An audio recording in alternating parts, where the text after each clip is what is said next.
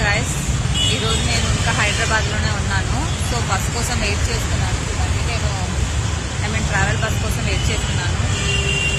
ఎవరినైనా మన ఇన్స్టాగ్రామ్ కానీ యూట్యూబ్ కానీ చూసి మేము సినిమాలో ఆఫర్ ఇస్తాము, ఫోక్ సాంగ్లో ఆఫర్ ఇస్తాము, సీరియల్స్లో ఆఫర్ ఇస్తాము, షార్ట్ ఫిల్మ్స్లో ఆఫర్ ఇస్తామని చెప్తే నమ్మి ఎగేసుకుంటా నాలాగా మాత్రం రాకండి.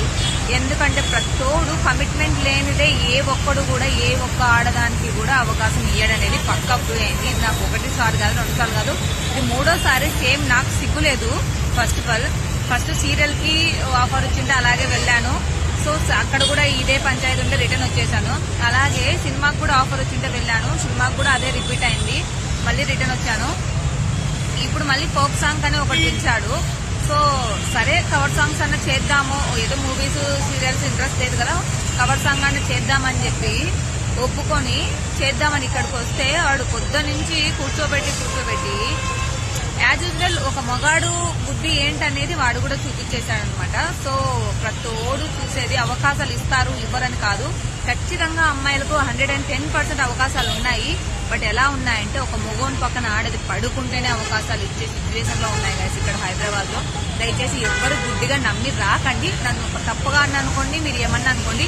ప్రతి ఒక్క అమ్మాయి సినీ ఫీల్డ్ లో సెటిల్ అయిందంటే ఖచ్చితంగా ఒక దగ్గర పండుకొని సెటిల్ అయ్యాడని నేను పక్కన ఎందుకు నమ్మి చెప్తున్నాను గైస్. ఎందుకంటే ప్రతి ఒక్క లంజనా కొడుకు ప్రతి ఒక్క ఆడదాన్ని వాడుకోవడానికి చూస్తున్నాడు.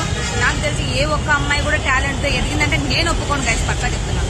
ఏ ఒక్క అమ్మాయి టాలెంట్ తో ఎదిగిందంటే నేను ఒప్పుకోను. ఎందుకంటే ప్రతోడు లొంగ తీసుకొని పై ఏదో ఒక దగ్గర అమ్మాయి పడుకొని పైకి వచ్చింది గైస్. అంత లేని మాత్రం ఒక అమ్మాయికి ఆఫర్ అనేది రావడం చాలా చాలా కష్టం.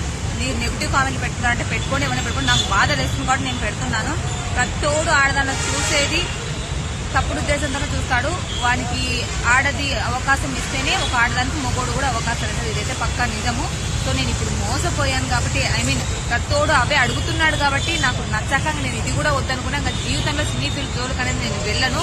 నా ఊర్లో నా ఇంట్లో నా రీల్స్ నేను చేసుకుంటూ నా షాప్ నేను చూసుకుంటూ ఉండాలని ఫిక్స్ అయిపోయాను. ఇంకా బుద్ధి ఉంటే సినీ ఫీల్డ్కి నేను సచ్చినా పోను గాయస్. ఇదే నేను మీ అందరికి చెప్పాలనుకుంటున్నాను. ఫస్ట్ ఆఫ్ ఆల్ ఇప్పుడు ఏ అమ్మాయి సినీ ఫీల్డ్ సెట్ అయినా అది ఆ అమ్మాయి ఖచ్చితంగా ఎవరో ఒక దగ్గర లొంగే ఎదిగింటది. ఇదైతే పక్కా నిజం. ఇంత కామెంట్లు పెట్టుకోరు, ఇదైతే పక్కా నిజం.